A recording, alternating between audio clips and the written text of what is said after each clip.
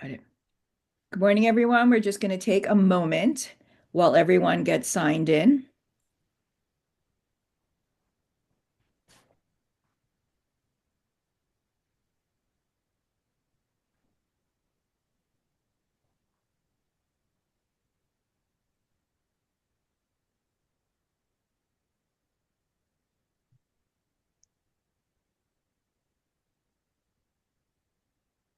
Again, we're just giving it 1 minute while everybody gets signed in. I see the numbers rising.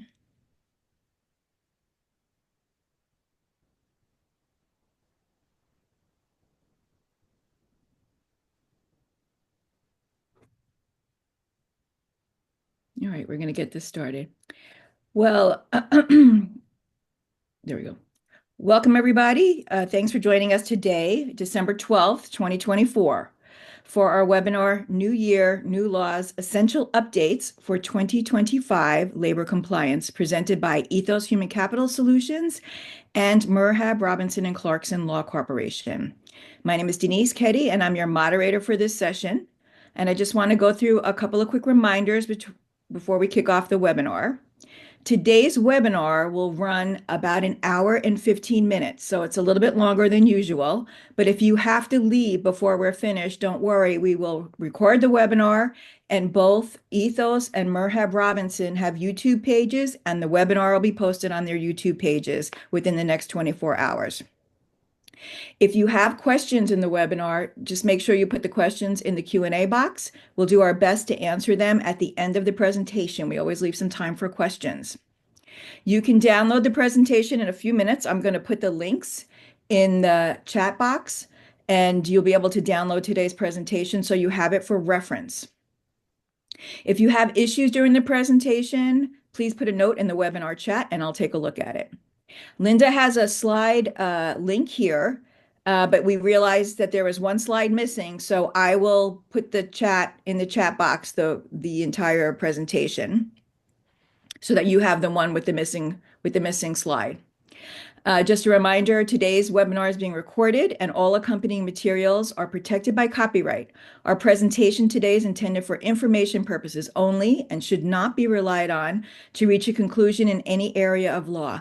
We recommend that you consult with your legal counsel to address your specific situation and ensure you have the most current information on legal matters, or obviously we want you to reach out to Merhab Robinson and also reach out to Linda's team if you have questions. Today's webinar has been approved for HRCI credit, and today, because the webinar is a little longer, it's 1.25 HRCI credits.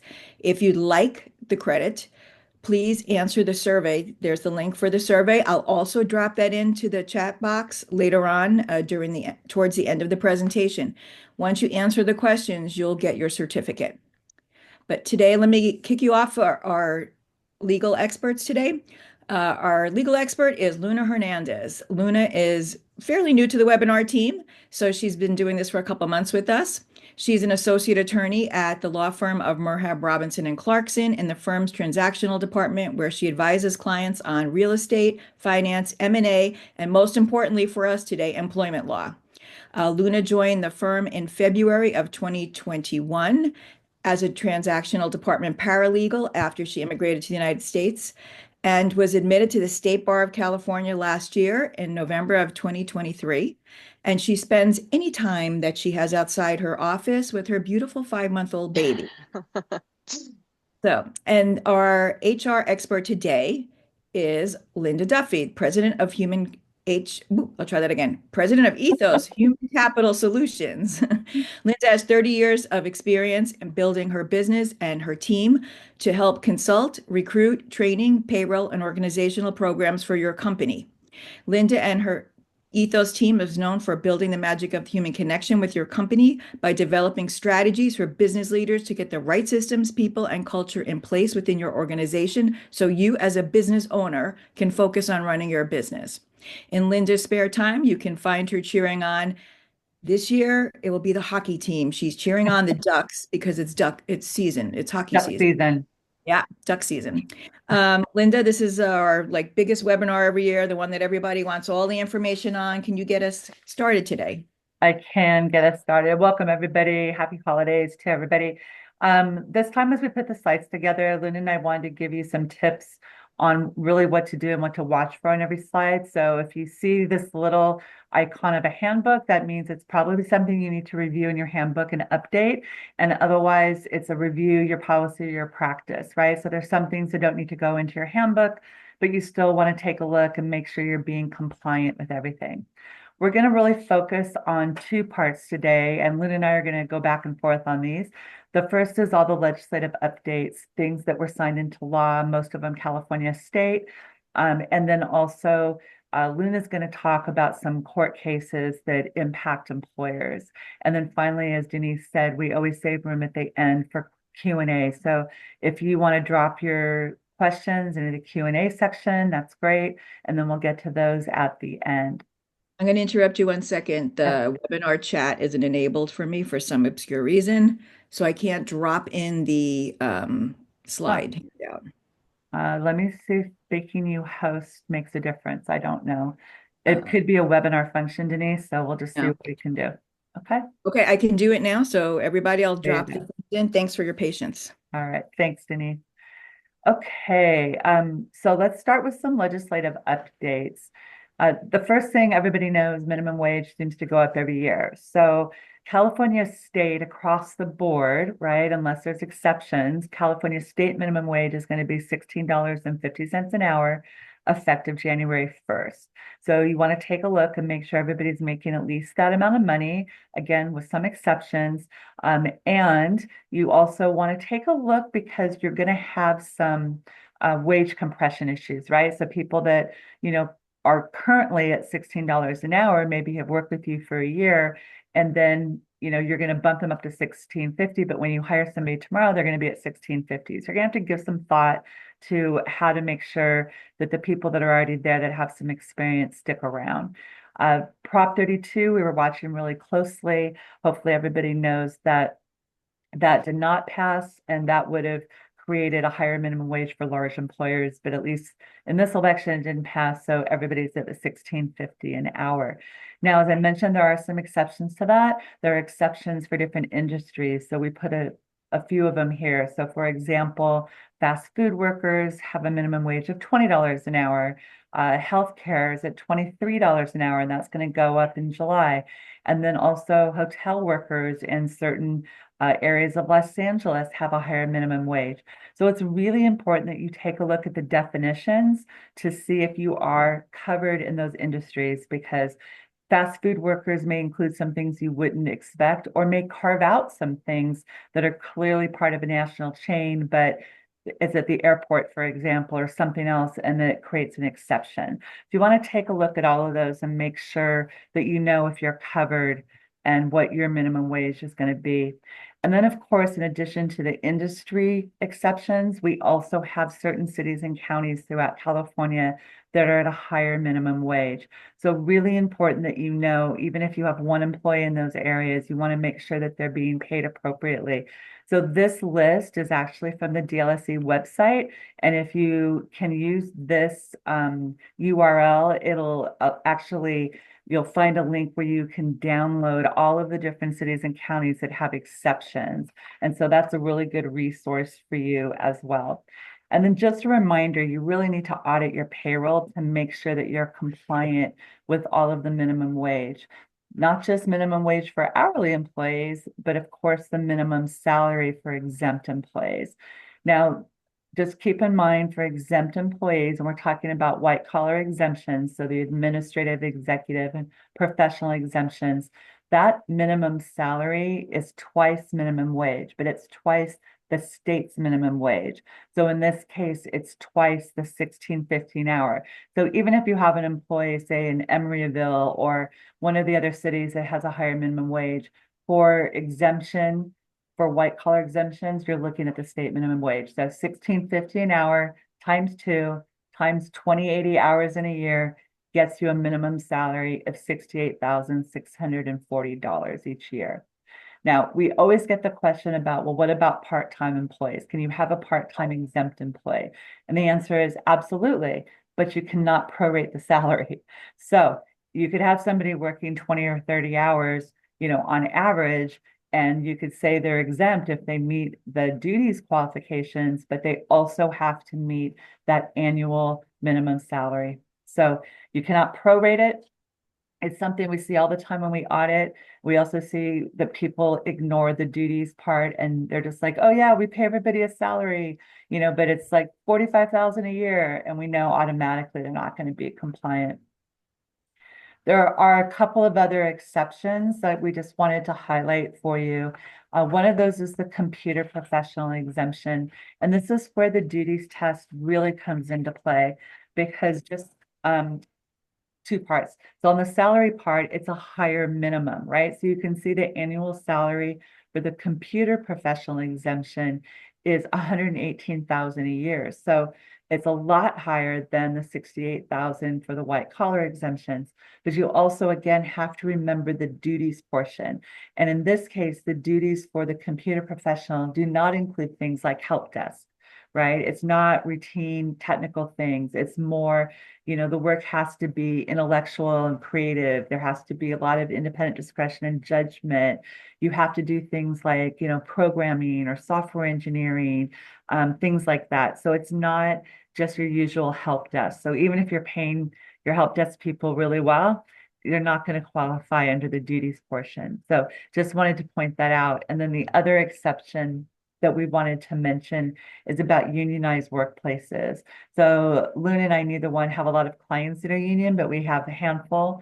And we just wanted to make sure that everybody was aware that the collective bargaining agreement for wage and hour law exemptions, employees have to earn at least $21.45 an hour. So just take a look at that if you're union. If you're not meeting that minimum requirement for any of these exemptions, then you're going to void that exemption, and you might be liable for unpaid overtime, things like that. So you just want to make sure that you are compliant and by auditing your payroll practices. All right, let's move on to some new discrimination type bills that were passed. So this is Senate Bill 1137.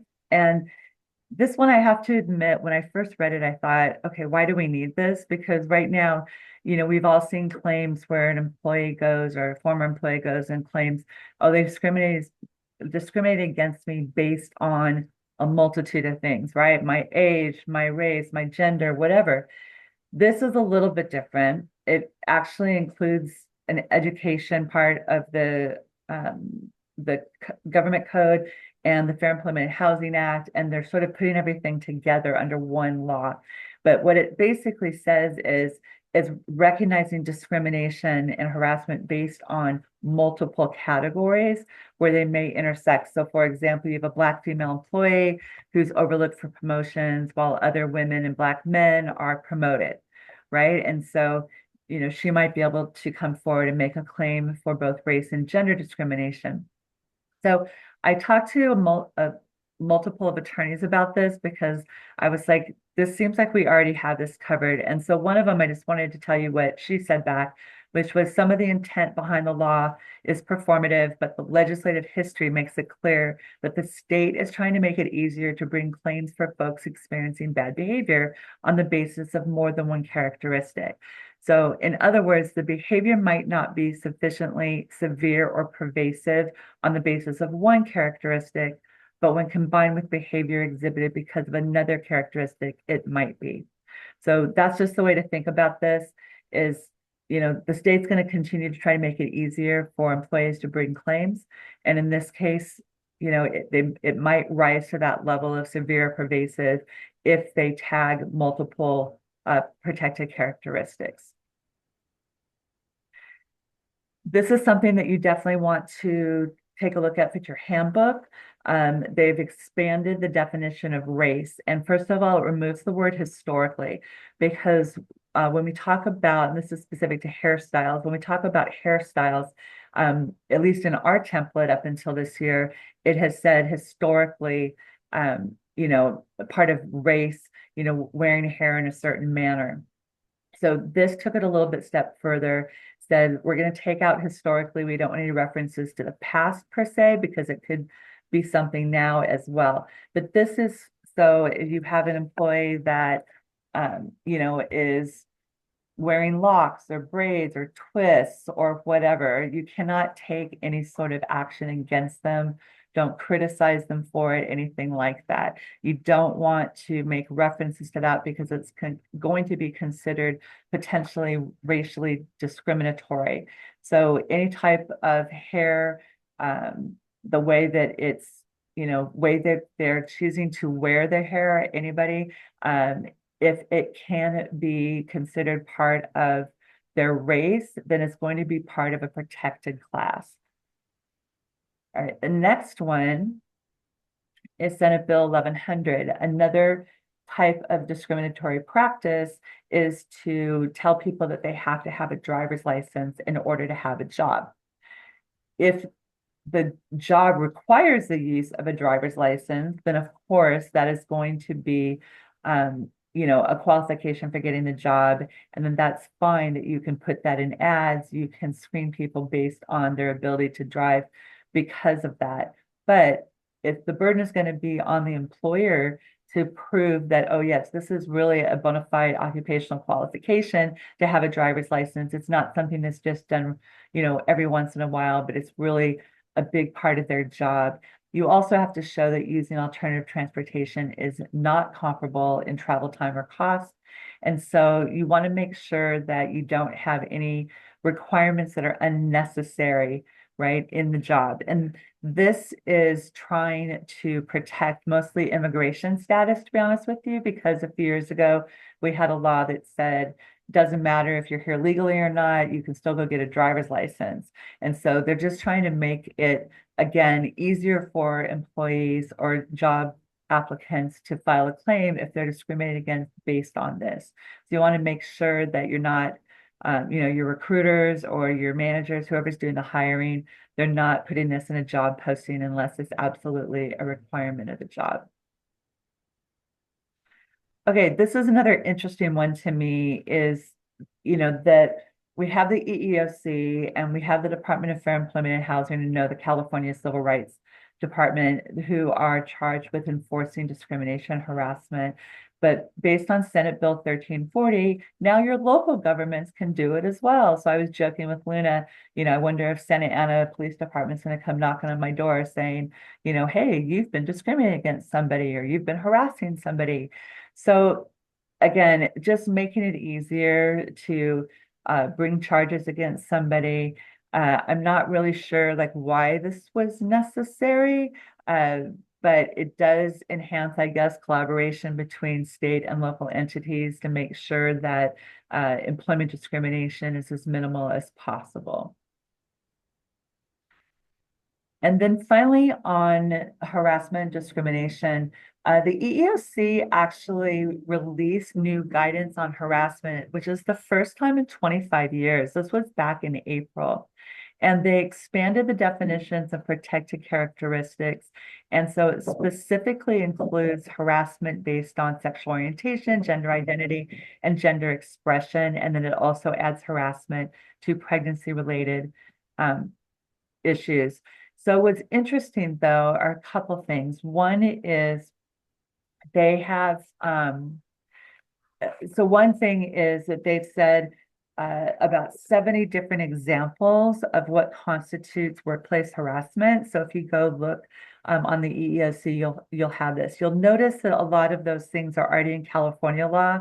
So California typically has a higher standard, and this is true in this case as well. What's interesting to me, I started to say a second ago, is with the gender identity and gender expression, they specifically said there's something called intentional misgendering.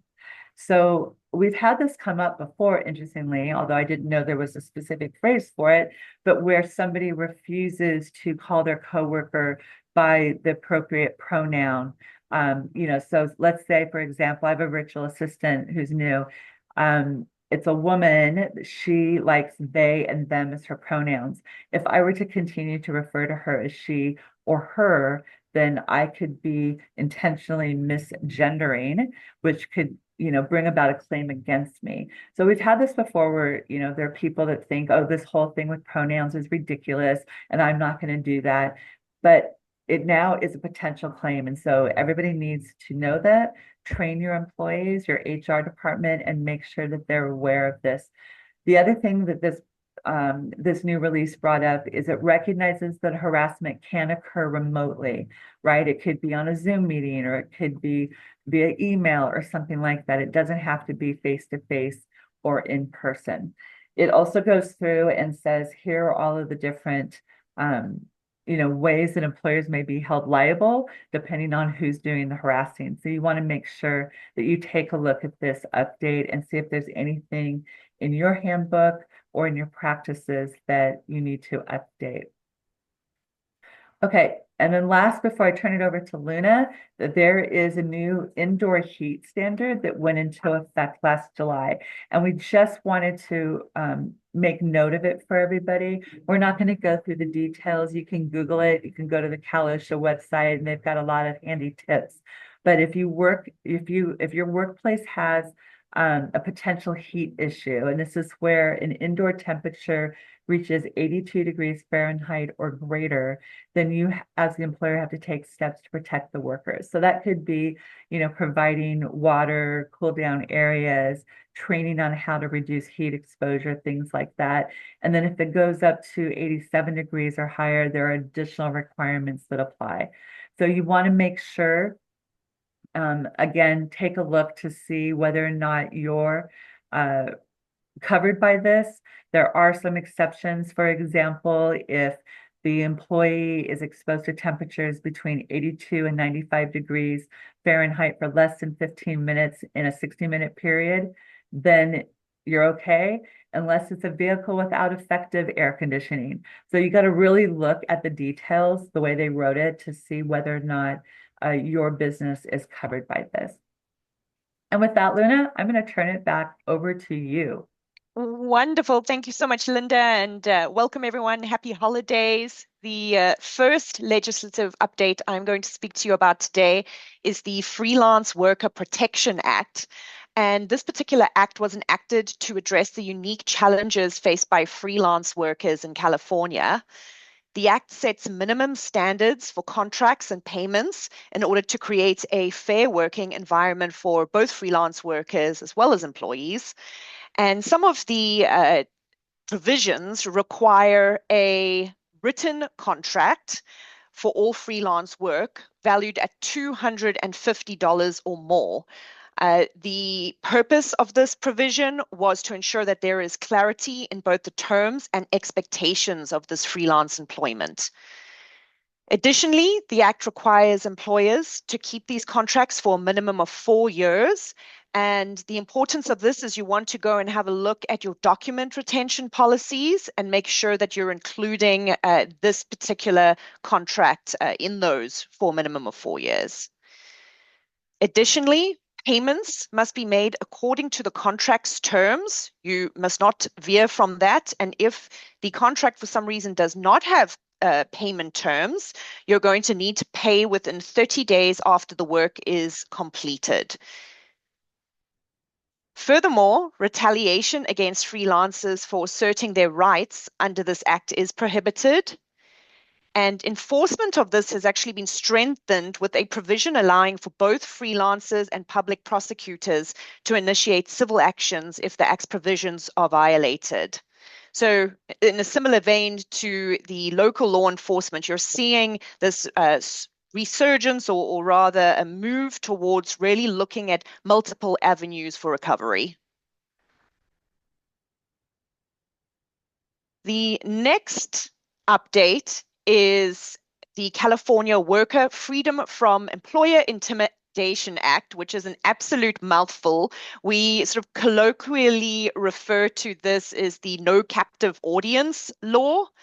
And what this does is it strengthens employee rights by prohibiting employer coercion in religious or political discussions. So let's say you as an employer, you want to go and hold a meeting where you're going to be asserting your particular religious or political view. This protects employees against you, essentially, from doing that. The employees are similarly protected from retaliation if they choose not to attend this particular type of meeting. and there are penalties of $500 per violation for requiring employees to attend. Enforcement options include the Labor Commissioner, a complaint with the Labor Commissioner, as well as civil lawsuits, again, ensuring multiple pathways for addressing grievances. Then I believe we've spoken about this in detail before, but we just wanted to remind you that if you did not update your handbook with reference to a workplace violence prevention program, now is definitely the time to do so. This law became effective mid-year, and it requires most employers to maintain a workplace violence prevention program. As part of this plan, you're going to need to conduct a workplace hazard assessment. It has to be a written plan. There's a training requirement, both at the adoption of the plan, I believe periodically, and then certainly when you also are hiring new employees, and there are also document retention requirements. So please contact Linda if you do not have this plan. She would be able to assist you with putting this in place. Okay, new notice requirements under the workers' compensation statutes. This particular Assembly bill updates existing laws related to notice requirements in workplaces under workers' compensation regulations. Employers must now include information about the right for injured employees to seek legal counsel regarding their workers' compensation rights. The thought process behind this is that it ensures employees are aware of their rights and their options to receive legal guidance. So please make sure that you are notifying employees about this, and this will require a handbook update.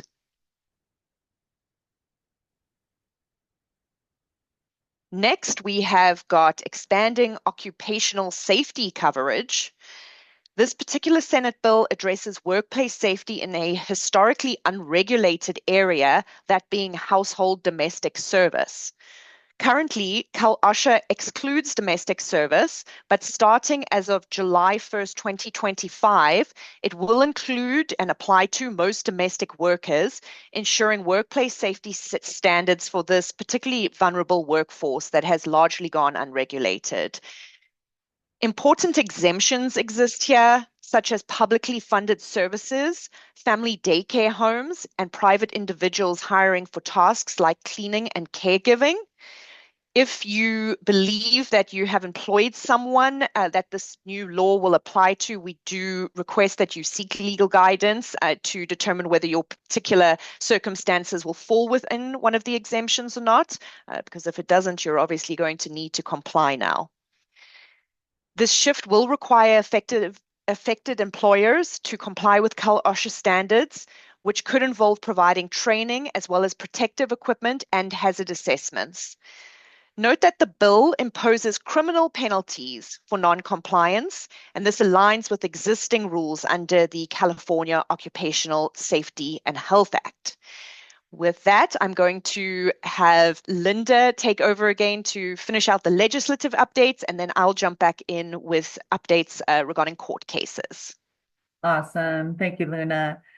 Okay, so this one also has already gone into effect. It went into effect about 3 months ago. This is called the LA Fair Chance Ordinance.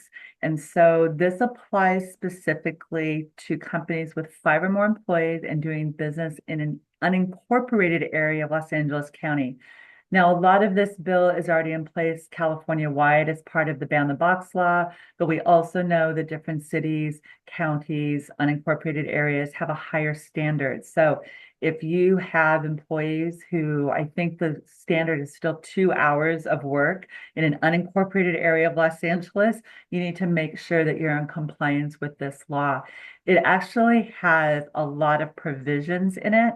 So for example, the basic one, as we all know for Ban the Box, is you cannot inquire about a criminal history before a conditional offer of employment is made. So you want to make sure you're not running background checks before you've actually extended an offer of employment. You're required to do an individual assessment based on the results.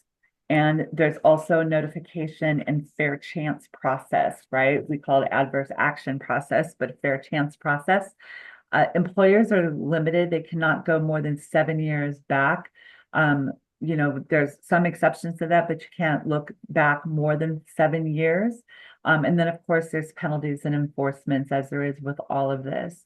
So you want to make sure that you're training your HR people or your hiring managers not to ask those questions improperly before an offer is made. Make sure that you have the proper record keeping in place and that you're updating any policies or practices so you're not putting something in a job posting that you should not be. So that's the the LA Fair Chance Ordinance. Also, this is going to be in effect this coming July. Los Angeles County is going to be basically mirroring what the city already has with the Retail Fair Work Week Ordinance. So this applies to retailers and grocers with 300 or more employees globally, right? And so they define that sort of loosely as revenues that are mainly generated by sale of tangible consumer products. But again, go look at the specific definition on how they define who's covered as an employer and how they do their head count, because every one of these laws is slightly different. So you want to make sure you know whether or not you're covered. So this particular law requires employers to give their employees at least 14 days advance notice about their schedule. Right? Now, what's interesting to me is there are a lot of penalties involved if you don't do that or if you make changes. So there's something that they've included called predictability pay, which is a fancy way of saying, hey, employer, if you try to change the schedule with less than 2 weeks notice, then you're going to end up paying a penalty. It's almost like a missed meal period penalty. It's paid at the regular rate. They get so much depending on what the change was in the hours and the schedule. There's a whole schedule laid out in the law. So again, you want to make sure that you're always providing a good faith estimate of the hours that are going to work. And there's rules about rest breaks in between shifts. So if you are in an industry that may be covered by this, you want to take a quick look and make sure that you're in compliance. There are also AB 2299, which is an enhanced whistleblower protection. Again, there's already whistleblower protections in place under California federal law, the National Labor Relations Act, all sorts of things, right? So you want to make sure that you just take a quick look at this because there is a posting requirement specific to this. So the labor commissioner has the job of creating a model, right, that can be used. And there's a link there that you can take a look at. So if you use this, you're in compliance. You can also do something that's similar. You just want to make sure that it hits all the same points that are in there, but you can feel free to download that and use that going forward. But that has to be provided to all the employees. All right, paid family leave update. So first and foremost, I want to remind everybody that paid family leave is a compensation supplement benefit. It does not provide time off, right? So a lot of times employees go, oh, I'm going to take paid family leave. Well, paid family leave is money. It's not time off.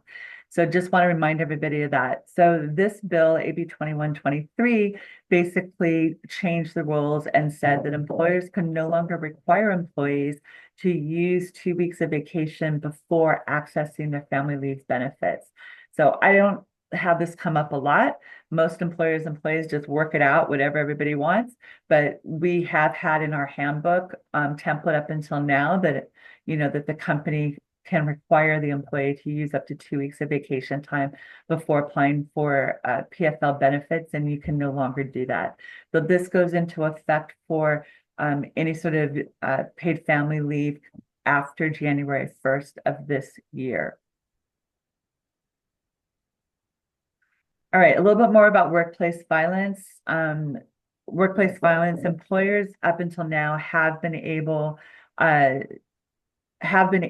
to help employees out. Let's say that, if there's been a threat of workplace violence, right?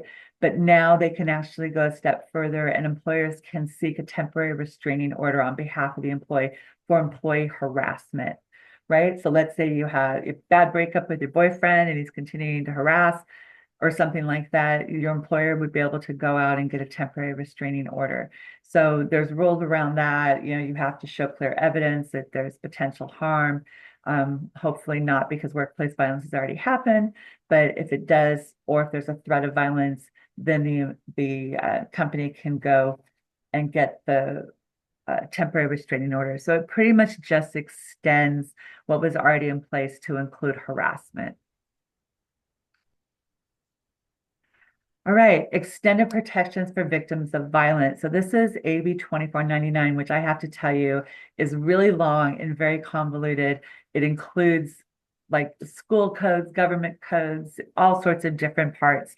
So the part that's really important for you guys to know, for employers to know, is that there is something now called a qualifying act of violence. You'll see it abbreviated as QAV. This is definitely something that needs to go in your handbook, and you need to update this.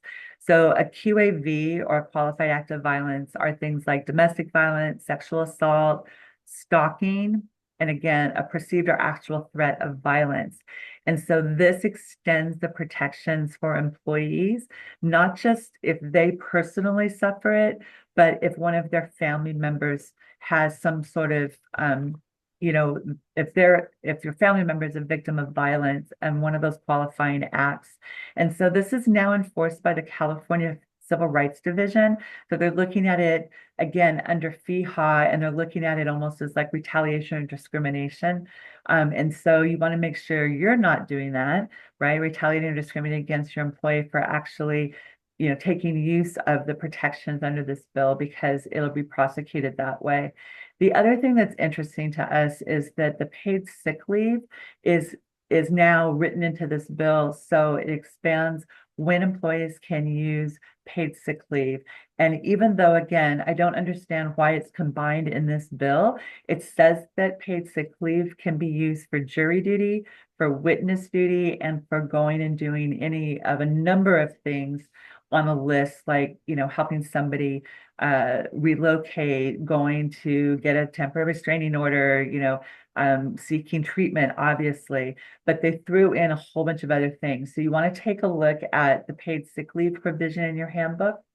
And then also there is a notification provision. So you have to notify employees of their rights at time of hire, once a year, upon request, or if you find out that they are in fact a victim. So there'll be forms that are due by July 1st, 2025. So we want to make sure you're aware of this bill. The bill itself is in effect January 1st, but the forms part is going to be July. The last thing I want to mention here is you can limit the employee time off to 12 weeks. So it would coincide with CFR FMLA. So if you have somebody that's covered by one of those bills, then you can go ahead and say, hey, we're going to limit it to the 12 weeks. If it's a family member that's the victim, you can limit it 5 days to help them relocate, or 10 days total if they need other assistance. So again, the bill is very, very long, and make sure that you take a look at that or reach out to Ethos or Luna if you need additional help. But this is definitely a handbook update for you. And with that, Luna, back to you for court cases. Wonderful. Well, the first court case we've selected today, Naranjo v. Spectrum Security Services, this is actually considered a win for employers, which doesn't happen too often in California. So I'm kind of excited to share with you what was held in this particular case. It offers clarity for employers navigating wage statement requirements and missed break premium pay. Here, the court has established a good faith defense for employers, and that is if an employer reasonably and in good faith believes that they are complying with the Labor Code Section 226's wage statement requirements, they are protected from penalties for unintentional errors. This is a critical safeguard, especially when wage statement compliance can be rather complex. The decision also reaffirmed the wage statement requirements under the Labor Code, and these include your things such as you have to list your hours worked, wages earned. There are other essential requirements. I believe the list is about 11 or 12 long, but don't fact check me on that. Non-compliance, if not based on a good faith belief, can still lead to penalties. So the bottom line here is you need to be acting in good faith, thinking that your wage statements are compliant in order to circumvent the penalties. The court also addressed missed break premiums and classified them as wages rather than penalties. The distinction means that premium pay for missed meal or rest breaks must also be included in wage statements. It must be reported accurately and paid with final wages if an employee leaves the company. Employers who knowingly and intentionally fail to provide compliant wage statements can face fines ranging from $50 for an initial violation to $100 for subsequent ones, and this amount is capped at $4,000. Final wage payments must now include the missed break premiums, and this reinforces the importance of precise payroll practices to ensure all wages, including premiums, are handled correctly at termination. So generally speaking, if you have engaged a payroll company, I feel like employers sometimes just assume that their payroll is being done correctly and that these wage statements are compliant. I would urge you to either yourself or with the help of Ethos or our firm, conduct a mini audit on your payroll pay stubs and make sure that they've got everything in there that they need to. Next one is Huerta v. CSI Electrical Contractors. And this case really concerned compensable working time. The court first held that time spent at an employer's security gate awaiting or undergoing vehicle inspections, which include visual checks and are employer mandated, must be compensated as hours worked.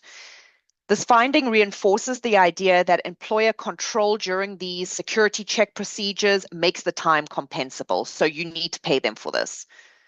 Secondly, the court held that when it comes to general travel between a security gate and a parking lot, that time is not compensable merely because an employer imposes general workplace rules during the commute. So employers' rules such as adhering to the speed limit or adhering to employer anti-discrimination policies, they do not create a sufficient level of control to make that travel time compensable. Small win for employers on that second point. The third major point involves meal breaks. While a collective bargaining agreement can exempt certain industries from specific meal period regulations, the court ruled that employees must still receive at least minimum wage during meal breaks if they are prohibited from leaving the premises. This applies when the restriction prevents employees from engaging in personal activities that they could do if not confined to the work site. And lastly, the court addressed employer-mandated travel that is unique to Wage Order 16. And as a reminder, Wage Order 16 covers industries like construction and mining. Travel time between a security gate and parking lot is only compensable when the location requires the employee's presence for a work-related reason beyond simple site access. So if you have any questions regarding is getting from point X to point Y compensable and you want to have a look at this case, this will provide some insight to you. If we could go to the Hasty v. AAA slide. This particular case, an employee sued the employer for discrimination, harassment, retaliation, and wrongful discharge. Employer moved to enforce an arbitration agreement, and as part of the findings, the claims that the employee was making, she said that she had electronically signed this arbitration agreement on her phone at the time of her employment. And in reading the case, she was even arguing, it was the smaller iPhone 6 model with the smaller screen. It went into that particular type of detail. Here, the court found that the arbitration agreement was both procedurally and substantively unconscionable, and this led to its unenforceability. It found that the agreement was difficult to read and it was dense when viewed on a mobile device, with no alternative means of presentation offered to the employee. Additionally, the signature statement was vague and it didn't specify what document was being signed, obviously creating ambiguity. It included one-sided provisions such as hidden waivers of rights, confidential arbitration clauses, and a waiver of representative claims, which conflicts with California law. So what does all of this mean for employers? To ensure enforceability of your arbitration agreements, you need to maintain transparency and consistency throughout your onboarding process. So this is a place where you really want to be reviewing your onboarding procedures and making sure that if and when you are presenting arbitration agreements to your employees, they are meeting the standards set by California law, but also by this case. Specifically, your agreements should adapt to be legible on various devices, provide alternative options for reviewing documents, and ensure that third-party software complies with California's transparency standards.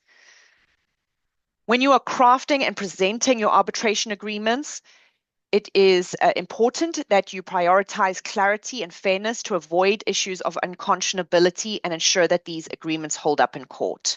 The bottom line is make sure employees are reading your arbitration agreements. You want them to read these arbitration agreements, and it is best practice to get a wet ink copy of the agreement. We have not included a case here, but I did just want to highlight something. It is called Cook v. USC, the university, and it similarly dealt with both substantive and procedural unconscionability. The bottom line here is also have counsel review your arbitration agreements and procedures. And the very last case that we're going to discuss, a short one and not quite as mouthful as the ones before, is this particular case where the decision underscored the importance for employers to ensure that arbitration agreements are explicitly renewed or reaffirmed upon rehiring of former employees. Relying on prior agreements without clear reestablishment may leave disputes arising from subsequent employment periods outside of the scope of arbitration. So you can see on the slides here, it just gives you a bit of procedural history. There was an employee who had signed an arbitration agreement. She then resigned and then was rehired, and the employer was attempting to assert that her claims would be subject to arbitration because of the former arbitration agreement that she had signed. And the court said, no, this is not going to happen. It will not be applicable in this case. There is another case. I missed that last one. Sorry about that. I believe that this is our last case before I tell you a few action items. So in Bailey v. San Francisco District Attorney's Office, the California Supreme Court clarified that even a single racial slur can lead to employer liability for harassment if viewed from the targeted employee's perspective. The court emphasized considering the totality of circumstances, including informal workplace power dynamics. The court here highlighted that retaliation doesn't need to be tied to a specific adverse employment action. It can be shown through a pattern of behavior, pervasive behavior that impacts job performance. The key takeaway from this case is you need to take all harassment complaints very seriously and respond promptly. Ensure that both your managers are trained as well as all of your senior level employees to recognize and address harassment as it happens. And in general, go about your business creating an environment of respect and accountability. And with that, I now have some action items for all employers. Firstly, it's a good time to audit your payroll for compliance with state and local wages. If you have exempt employees' salaries, you need to make sure that they're going to meet the new minimum threshold, which Linda had discussed with you. This is the time to update your employee handbooks for the new year. If you engage freelance workers, if anything is over $250, you want to make sure that you have a contract in place. And if you need a form contract, reach out to us so that we can draft you one. And also review your onboarding with respect to arbitration agreements and driver's licenses to ensure that you're only requiring driver's license as permitted by law. And with that, we are done and the floor is open for some questions and hopefully we can answer them. Went a lot faster than we anticipated, so that's good. Yeah, I'm going to drop now into the chat the survey so that everybody has the survey link for HRCR credits. Before we get into any questions, we just want to make sure that we cover, we're always looking for topics for webinars. So if there's any questions you have or things you'd like to have covered in a future webinar, we're building out our calendar for next year. So we would love to have your input. If you want to just drop it into the Q&A section, I'll make sure we take a note of it. Um, who And wants to to add? that point, we Yes. do have our next webinar scheduled, which wasn't in the slides because we just made the determination last night. But our next webinar is going to be on February 12th at 11 a.m. And we're going to focus on the good old topic of discipline and discharge, because that's always a winner. We get a ton of questions. A lot of people show up for that one. So we decided to do that one again. But to Denise's point, if you have other topics, we'd love to deliver a webinar on it. The hardest part for us is coming up with the topic, not the delivering of the webinar. So anything you want to know, you just let us know and we will put it together for you. Yeah. And apparently the survey link that I had wasn't working, so I'm redoing it and putting it There'll be in. a follow-up email for people in attendance, Denise, and it has the link in there. So Okay. I just dropped it in and it's working this time. It should be. perfect. So a couple questions are rolling in right now. We know we covered a lot of information. And first and foremost, make sure that you take down Linda's number and Luna's number because I know everybody sits through these webinars and think they understand everything. And then when you start getting into the policies, there are a lot of questions. So make sure that you reach out to Linda and Luna on any of your questions. We have a question. Can you shed some light on current protections for sales compensation for sales employees and sales leaders? Some protections. I don't understand the Yeah. question. Yeah, I me don't. neither. Okay. So maybe the person, I don't want to give their name out, will Well, send us another I'll, update. I'll just say this. The last webinar that we did actually was on compensation and exemptions for sales professionals for indoor and not inside and outside sales, not indoor. That's the heat. Anyway, for the inside and outside sales. So the rules are different for compensation for inside sales and outside sales. So go out to youtube.com/ethos HCS, just like the predicate in my email address, and you'll find the webinar out there. Take a look at that. If that doesn't answer your question, then just reach out to one of us since we don't understand the protection word in that question. Yeah. Quick question. And I don't know if we've ever considered this, but will you offer SHRM credits for future webinars? Great question. So let me address that. They charge us, right, to be able to offer webinars and get credits for everybody. So because I have both, but I will just tell you this, you can still get SHRM credit. The only difference is like when you attend and we give you the HRCI credit and the certificate, the number pre-populates, right? If you go into where you have to put in your continuing education credits, you put in that number, it puts in, oh, this was by Linda and Luna on this date and all that kind of stuff. That's really the only benefit to you guys. So if you attended today, you just listed under your SHRM as attended with the topic, the date, and the presenters or whatever the information is, and you'll still get credit. So even though it's not pre-approved, you can still get credit for it.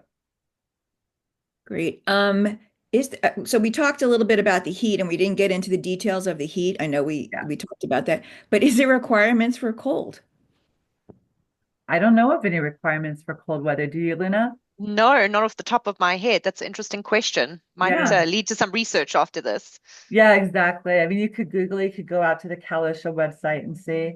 I don't know of any. I've never heard that, but in California, I guess there's certain parts where it would get cold, but usually not in Southern California. Yeah.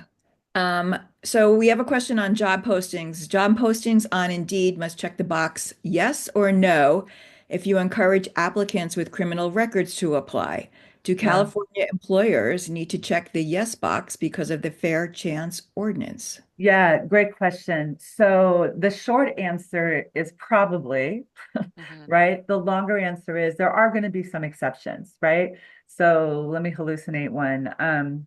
Let's say you're hiring and you're going to work on federal property and you have a drug conviction or something like that, it may preclude you from allowing that person to work there. If that's your only job opening and they don't qualify based on that, then that's one thing. Or if there's some sort of standard under a contract, right, with the government that they may say, we're not going to allow anybody with a certain type of conviction or any conviction to work here. They're getting fewer and fewer. So in California, it's really hard to say we can't hire a felon, right? What you have to do is that individualized assessment. So you have to take a look at the recency, the nature of, the conviction and how it relates, the relevance to the position. So another example is you wouldn't have to hire a pedophile to work at a daycare center, right? You wouldn't have to do that. But you wouldn't be able to just check a box that say we don't hire felons, right? Mhm. Because it could be something else that they did that wouldn't preclude them from working there. Luna, anything you want to add to that? No, perfectly said. I agree 100% with you. Okay, I'm just, oh wait, we have another question that just came in. What kind of documentation would you suggest to send for an exempt staff that are being bumped up to the new minimum threshold? We just use an internal payroll status change form usually. So just, take people from this pay to that pay. So that's usually all we have. If you want to reach out, I'm happy to share a sample form with you, but we usually have a payroll status change form for any of those type changes. Somebody's title changes, somebody's something changes, right? And you just put the sort of before and after in it. So that's all I would do. You could, just send it memo form too if you want. Obviously keep it confidential because it's money, but other than that, I would just do that. Okay, great. And I see a couple questions that are more specific. And like we said, if you have a very specific question, you should reach out to Linda or to Luna directly. The information is right on our screen. And I think we're done with our questions for today. So Wow. We I know absolutely got that's done on time. So if anybody unusual. asks, this went until 12:15, so you get 1.25 hours of credit. So it's like personal study time now for the next 15 minutes. So Right, to go back and read the slides so that they can understand what's going exactly. on. So, but thank you for setting this up, Luna and Linda. I know that this is an important webinar every year because every year there's a whole spate of laws that people need to understand, and it's the end of the year, and everyone's cramming to get everything set up for next year. So we appreciate your time today. Thank Thank you you for so much. attending. Nice to Happy be here. holidays. Take care. Happy holidays.